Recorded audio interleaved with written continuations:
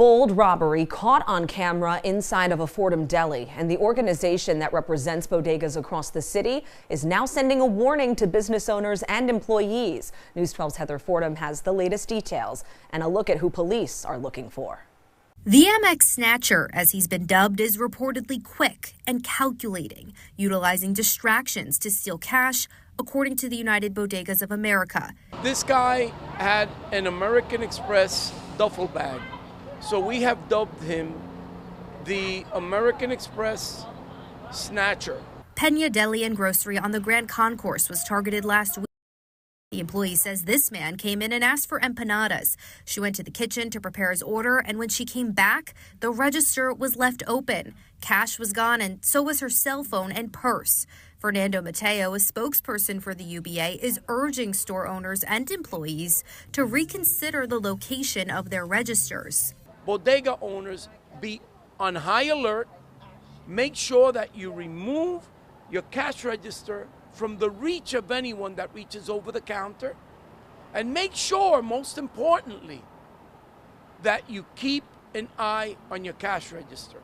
In a non-violent situation like this one, the UBA is asking bodega owners and employees to not use their panic buttons, as those are reserved for emergency situations when an employee feels like their life or a customer's life might be in immediate danger.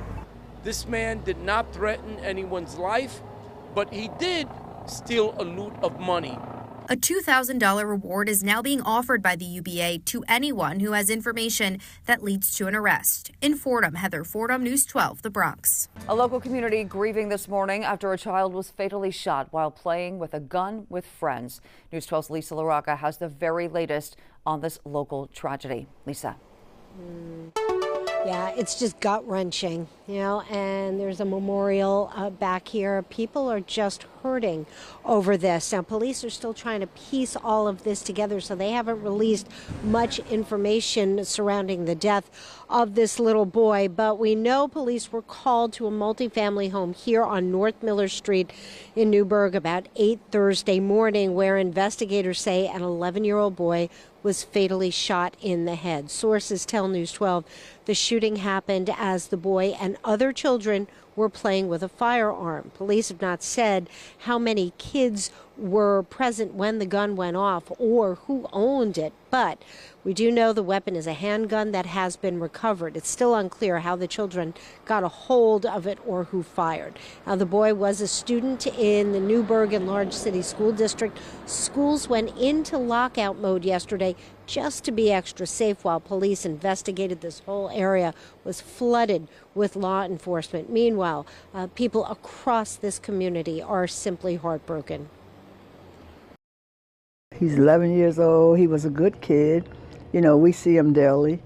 He played with my grandkids. So school officials say that they have a team of counselors, psychologists, social workers on hand today to help kids and teachers deal with all of this. But again, Lisa, here in Newburgh, people are just absolutely heartbroken over this tragic event. Yeah, it's just heartbreaking, Lisa. And a mother who says her son was friends with the 11-year-old victim talked to News 12 as well, saying it's going to be a very difficult time in the community and in her family. I'm going to have to be a support for my son. My son is only 12. A 12-year-old doesn't know how to process death. She says she told her son about the shooting when he got home from school. We also spoke with a coach from the local athletic league who knew the victim as well. This is painful. This is very, very painful. We have to change. Something has to change. I don't know, where do we go? That coach tells us he was planning to take the 11-year-old and his friends out to eat before learning about that deadly shooting. And stay with News 12 for the latest on this tragic story. You can watch our extended coverage on the News 12 app. We'll also bring you any updates from police and officials as they come in this morning. To another top headline we're following here on 12 as 2,500 people were left outside in the rain this morning after a bomb threat at the Christopher Columbus campus in Pelham Parkway. News 12's Lindsay Tanney tells us why students were particularly on edge for reasons beyond the threat. Chaos outside the Christopher Columbus campus after a bomb threat forced an evacuation, leaving 2,500 people stranded in the rain for hours. Wow, I'm scared. Police say around 9 this morning, they received a call of a bomb threat. Officers blocked off the area. K-9 units swept the building and the fire department responded. The heavy presence left students wondering what was going on. No one talking about nothing. I was like, confused. Students say the 5 schools that share the campus were put on hold for hours until a fire alarm eventually sent everyone outside. Many didn't know about the bomb threat when we got there. If there was really a bomb, they would try to get us out the school fast. So I would think that they did pull the fire alarm on purpose to get us all out the school. Their main concern, communication. With the new no phone policy in school, students can't talk to their family and friends during the lockdown, something students say make the situation even more stressful. We need our phones because we could have been seeing what was going on. We can't alert our parents. This is kind of crazy. Without my phone, I can't do nothing. New York City Public Schools says the safety of their students and staff is a top priority, and that the NYPD investigated the threat, found it to be untrue, and that everyone is safe. We reached out to the governor's office to comment on the no phones policy in schools. We're waiting to hear back. From the Digital Center, Lindsay Tanney, News 12, the Bronx. And new tonight, a state investigation underway into a Monmouth County restaurant. Keansburg officials ordered the Beach Gallery to close. There were accusations that management failed to pay some workers and did not refund thousands of dollars in now canceled weddings less than 2 weeks away.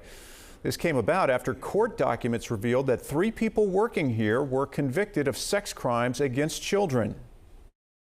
Several employees here to being charged with some severe crimes against children. They were in management positions, some of them, had employees that were under 18. According to court records, Beach Gallery employees Michael Palacios, John Schultz, and Derek Jurinsky were all convicted of child sex crimes, and they spent time together in a correctional facility during the early 2010s. The restaurant sits directly across the street from the Keansburg amusement park. Word spread quickly of the accusations online, while at the same time several former employees accused management of not paying them. According to the Keansburg borough manager, the venue's utilities were shut off, forcing the town to shut down the business. 2 wedding parties scheduled for October the 11th also canceled, but records show Schultz requesting payment for those events as recently as this past Saturday. The borough manager confirmed to News 12 Keansburg Police and the New Jersey Division of Alcohol Beverage Control has launched an investigation into that business. They would say hey, is John here? They owe so much money for the produce, and they owe so much money to the garbage company. So then it kind of added up to me okay, this is why I'm not getting paid. He owes so much more people too. Well, tonight, the Beach Gallery owner is responding online, posting a lengthy rebuttal on her website saying it is operated and managed by one female owner, writing in part, quote, "I believe deeply that if someone has paid their debt to society, they deserve the opportunity to move on and build a new productive life. The Beach Gallery was designed to be an example of a place that grants that chance, and I view this commitment to opportunity as a source of pride." And again, this is a developing story. We'll have continuing coverage from Keansburg on Friday. Reaction now after a murder trial in Stamford ended in a conviction, but for a lesser charge. Last week, a jury found Ian Evans guilty of manslaughter rather than murder for a shooting that killed a Stamford mom. News 12 Connecticut's Marissa Alter spoke with the victim's brother. This trial began September 23rd, just a few days after loved ones of Shirley Dunmore marked 5 years since she was gunned down at a block party. Family have been waiting a long time for justice, and while they did get a guilty verdict, it wasn't what they expected, something they now have to learn to accept. Faith, faith, faith, faith. This is what we apply to it. Jamal Dunmore recalled his emotions when the jury's decision came down at Stamford Superior Court in the trial for her sister's death. Frustration and sadness and hurt, but I gave it to the right entity, thank God. So again, it won't go away. It won't go away. Ian Evans was charged with murder for shooting and killing Shirley Dunmore. But a jury acquitted him of that charge, instead convicting him of manslaughter with a firearm. You got to be strong. My mom didn't take it well. Shirley Dunmore was 35 years old when her life ended September 20th, 2020. Stamford police said she was in the wrong place at the wrong time, a bystander who got caught in the crossfire. I kind of idolized my sister.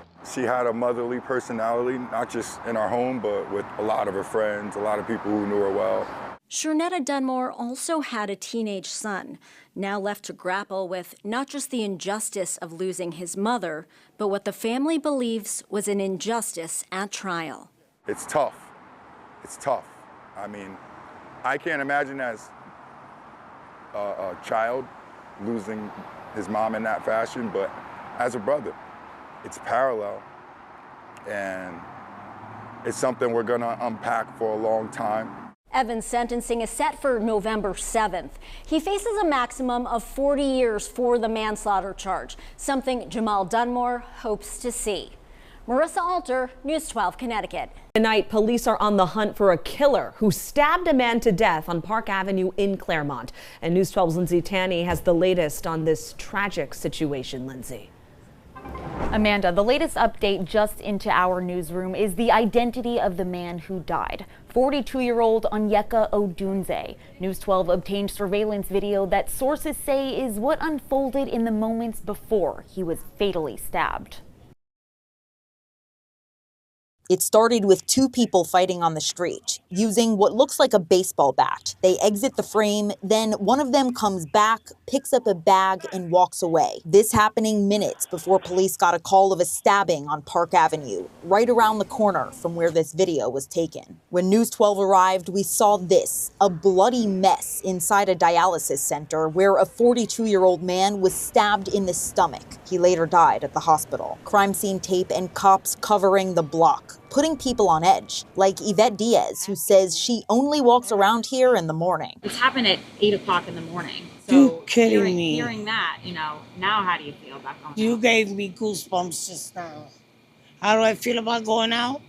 I'm going to come out a little later when there's more people out. People reacting as they drive by this scary scene. Oh my God, I'm just praying for the family. They need to put more security, more cops over here for the neighborhood. It's sad. Do you feel safe here? No, I don't.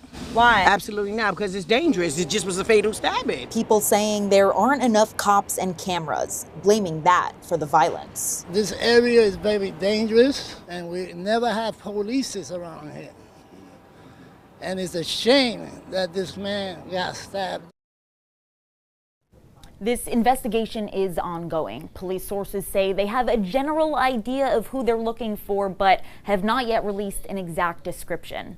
From the Alert Center, Lindsay Tanney, News 12, the Bronx. Disturbing. First up this afternoon, a Suffolk County woman pleaded not guilty in court today. She is accused of fatally striking a man crossing the street in Riverhead last night.